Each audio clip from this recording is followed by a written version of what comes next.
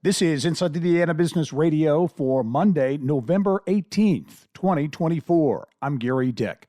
Momentum in Northwest Indiana. In a just-released economic forecast, IU Northwest economists suggest momentum will continue in the region. Major investment, quality of life projects, and generational infrastructure improvements are fueling the optimism, says IU Northwest Associate Professor Micah Pollock. For a long time, from 2010 to 2018, that was negative. So we were losing people. That meant that you would have kids, they'd grow up and they'd leave faster than they would come back.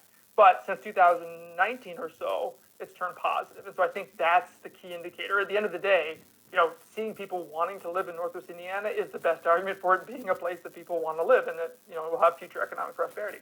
Also in Northwest Indiana, Gary Chicago International Airport has announced a $9.8 million agreement with petroleum giant Citgo that will clear the way for a fuel pipeline to service the airport. The deal provides the initial funding for the design and layout of what the airport says is critical infrastructure for operations. Look for Indiana Governor Eric Holcomb to depart Friday on an economic development trip to Saudi Arabia and Kuwait. It will focus on defense, the life sciences, and sports innovation. It will be Holcomb's 27th and final international economic development trip as governor. Starbank and the Fort Wayne International Airport are partnering to launch the Gateway Lounge, upscale space for travelers to work and relax while passing through the airport.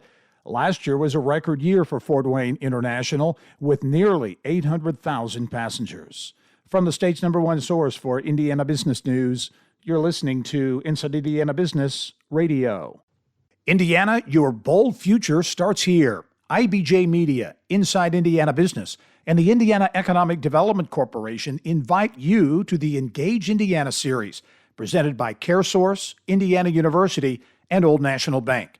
With an unrelenting focus on growing Indiana's economy, our Engage Indiana events take place in every region of the state.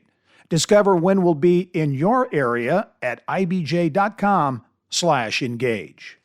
Elanco Animal Health says it has acquired a contract manufacturing facility in the United Kingdom for $25 million in cash, a move the company says will help secure its supply chain.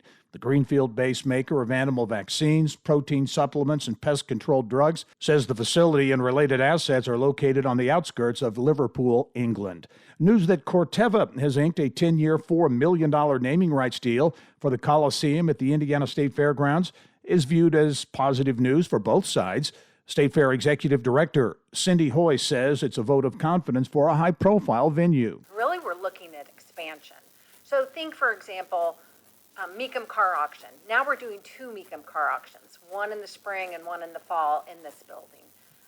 We're looking at the Boat Sport and Travel Show, which is expanding to come back into the Corteva Coliseum for some of their programming. We're building on cheerleading and gymnastics and wrestling, and so all sorts of youth events that are happening here. A $110 million athletic venue plan for Indiana University, Indianapolis will be named in honor of longtime civic, government, and business leader Jim Morris. The 4,500-seat facility will be called James T. Morris Arena, following a vote Friday by the IU Board of Trustees. Items from the estate of the late Hoosier basketball legend George McGinnis will be auctioned online November 30th by Indianapolis-based Ripley Auctions. Items from the estate of the former Hoops great include ABA championship rings, a personalized Rolex watch, and 1969 state championship ring. This is Gary Dick for Inside Indiana Business Radio on Demand.